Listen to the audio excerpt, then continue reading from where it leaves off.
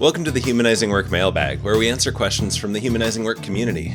Today, we're looking at some common ways to mess things up as a new manager and what to do instead. If you're feeling stuck on something, whether that's trying to take a more human-centric approach to your work, trying to make your product or business outcomes better, or if you've just got a more tactical process-related question, let us know about it. Send us an email at mailbag@humanizingwork.com with a few details about the situation, and we'll share how we might think through your challenge right here on the Humanizing Work Show. And just a quick reminder to rate and review the Humanizing Work Show in your podcast app if you're listening there, or if you're watching on YouTube, please subscribe, like, and share today's episode if you find it valuable to you. Your help in spreading the word is super meaningful to us. And if you want to get access to more content we produce beyond this show, you can sign up for our newsletter, where we share one key idea every week. Sign up for that at humanizingwork.com/HWnews or on the footer of any page at humanizingwork.com. On to this week's mailbag question. The question is, I just got promoted from developer to development manager, and I want to do my new role well. What should I be thinking about? What should I avoid? I love this question. So many people, including myself, learn the hard way, if they learn at all, that management is almost completely a different job from the individual contributor job we were so good at that got us promoted in the first place. And too often, the manager of the new manager either isn't consciously aware of this difference or doesn't really know how to teach it. This question has been sitting in the mailbag queue for a little while, but it just came to mind for me again as one of my sons recently got promoted into his first management role and asked me almost exactly the same question. I think most leaders have lived some variation on this. You're good at software development. Maybe you show some kernels of natural leadership ability, like helping other more junior team members. So you get promoted into the development manager role, which is almost an entirely different job. That's almost exactly what happened to me. Now, since the original question is from a software developer turned manager of software developers, we'll use that context to be concrete in this episode, but it applies to pretty much any move from individual contributor to manager. My son, for example, was good at valet parking cars and driving the parking shuttle at his downtown office building parking operation, so he got promoted pretty quickly to manager of the parking operation. And now his role is lots more than driving and parking, just like the software manager is doing things other than software development.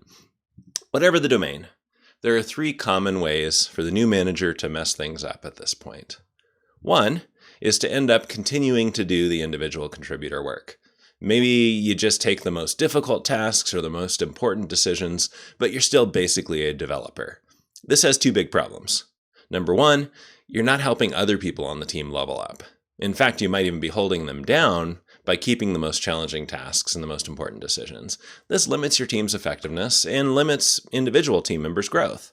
Number two, if there are unique contributions to be made by a manager that are distinct from the individual contributor role, and we think they are, and you're spending time on individual contributor work, even if it's important work, there's an opportunity cost. There are those management tasks that just don't get done.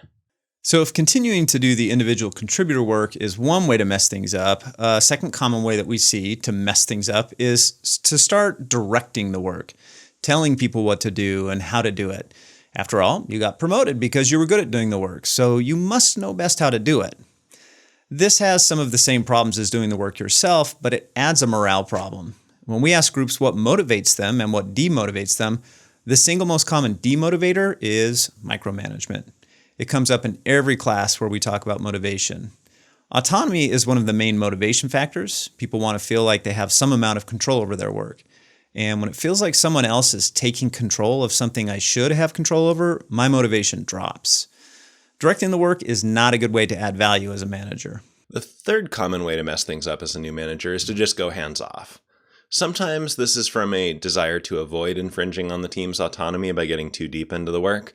Sometimes it's more about not wanting to seem like you think of yourself as better or more important, or sometimes it's just feeling uncomfortable having more power and authority or even not knowing what to do with it.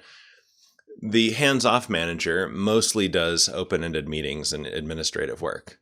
Maybe schedule some one-on-ones to check on everybody. Try to be vaguely helpful and supportive for the team, but they're not adding value in any clear and concrete way. There's a big missed opportunity here because a manager really does have value expertise and important and unique things to do. And we noticed that some new managers oscillate between these approaches. They try to stay hands-off and out of the details of the work, and then something goes wrong, at which point they kind of swoop in and start doing or directing the work. So we've talked about some things for the new manager to avoid, but on the positive side, what should they do instead? How do we actually answer the question of what should I do as a new manager? Well, in our view, managers or leaders more broadly, regardless of job title, have 3 jobs. 1, create clarity. 2, increase capability. And 3, improve the system. The more senior the manager, the broader the scope of those 3 jobs, all the way up to a CEO doing them at the whole company level, but it's the same 3 jobs.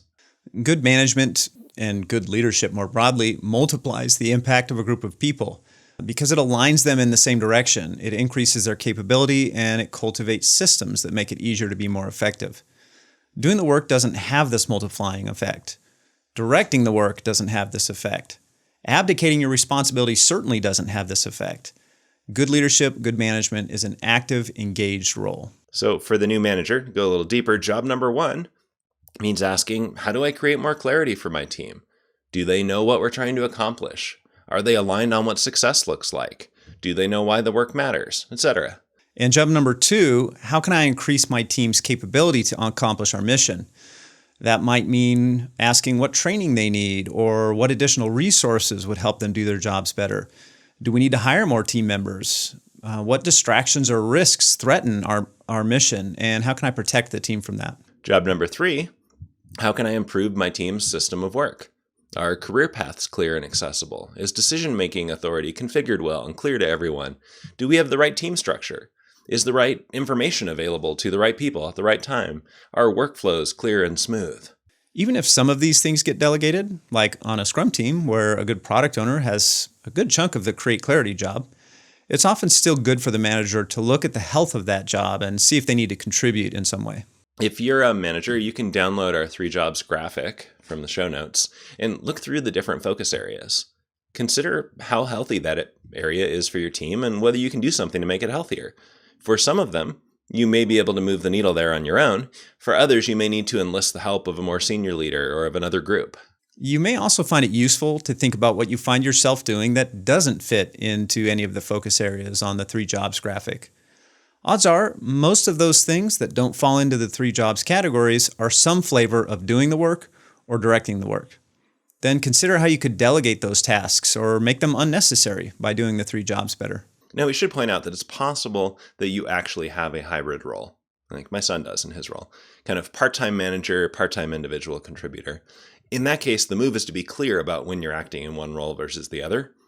Keep your manager time focused on the 3 jobs, and because your time is limited, use the 3 jobs focus areas as a filter for how you spend your time to produce the biggest impact. If you want to learn more about our 3 jobs model and how it can clarify your work as a leader, we'll drop a link in the show notes to a wait list for our half-day 3 jobs workshop where we go into much more detail on these. Or you can contact us to learn about scheduling a 3 jobs workshop for leaders in your organization. Finally, as we wrap up, I want to break from our usual call to action for this episode. We get a steady trickle of mailbag questions like this one, which we appreciate. But looking at the stats, we've never heard from most of our listeners, and we get almost no interaction with most episodes. Like, to be honest, it often feels like we're just spending a few hours every week throwing this content out into the void, and no idea what happens. So we'd love to hear from you. Whether you're new to the show or you've been listening for a while, would you be willing to shoot us a quick email to mailbag@humanizingwork.com? Introduce yourself. Tell us what you found useful on the show. Tell us what you'd like to hear us talk about more. Maybe share a challenge you're facing in your work that would benefit from the Humanizing Work show perspective. It would mean a lot to us to hear from our listeners, and it would help us make the show more valuable in the future. Thanks for doing that, and thanks for tuning in this week.